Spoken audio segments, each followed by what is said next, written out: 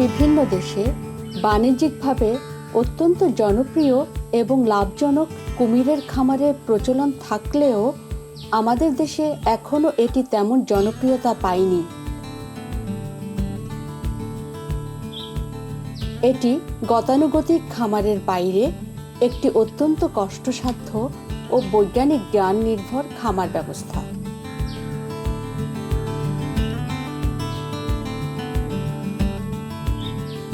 ভালুকাতে 2004 সালে আমাদের দেশের প্রথম কুমিরের খামার রেপটাইলস ফার্ম লিমিটেড প্রতিষ্ঠা করা হয় এবং 2010 সালে ওই খামার থেকে সফলতার সাথে রপ্তানিও করা হয়।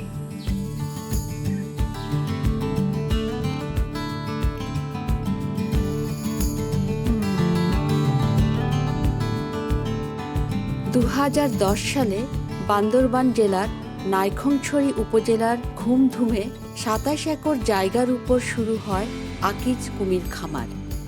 এটি দেশের দ্বিতীয় কুমির খামার।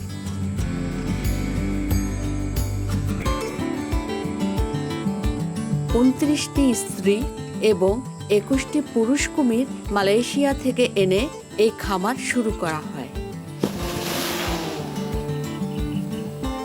এই খামারটিতে বর্তমানে 3500-এরও বেশি কুমির আছে।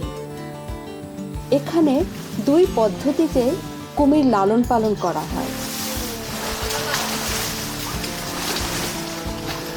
আবদ্ধ শেডে আর প্রাকৃতিক পরিবেশে বড় এলাকাতে ছেড়ে রেখে।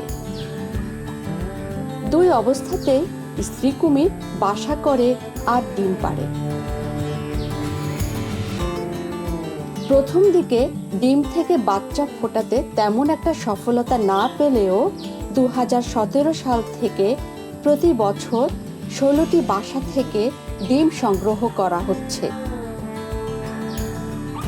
গত 3 বছরে প্রায় 1800টি বাচ্চা সফলভাবে ফোটানো এবং বড় করা হয়।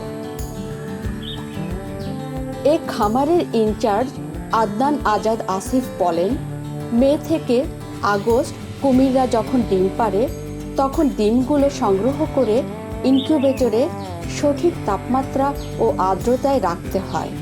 এই জাস্ট এগুলো দেওয়া হচ্ছে শুধু হিউমিডিটি কন্ট্রোল করার জন্য। হ্যাঁ, তাছাড়া মাঠের ভিতরেই দিত। হ্যাঁ, হিউমিডিটি কন্ট্রোল করার জন্য এগুলো দিচ্ছে। এগুলো বৃষ্টির পানিতে এবং রোদে পচবে, এখানে 99+ হিউমিডিটি গ্রো করবে এবং একই সাথে পানিটা বেশিক্ষণ ধরে রাখবে। জি। শুধু মাটি দিলে যেভাবে চোখ করে নিচে চলে যেত, এই জঙ্গল থাকার কারণে বেশিক্ষণ ধরে রাখবে পানি।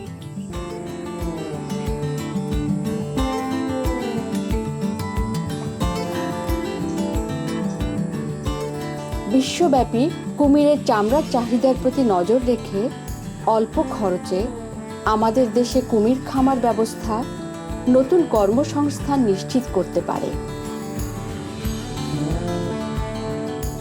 তাই এই ব্যাপারে নতুন প্রজন্মের উদ্যোক্তাদের এগিয়ে আসতে হবে এবং সংশ্লিষ্ট কর্তৃপক্ষকে যুগোপযোগী আইনি কাঠামো প্রণয়ন করতে হবে এই কুমির খামার ব্যবস্থাকে জনপ্রিয় করার জন্য।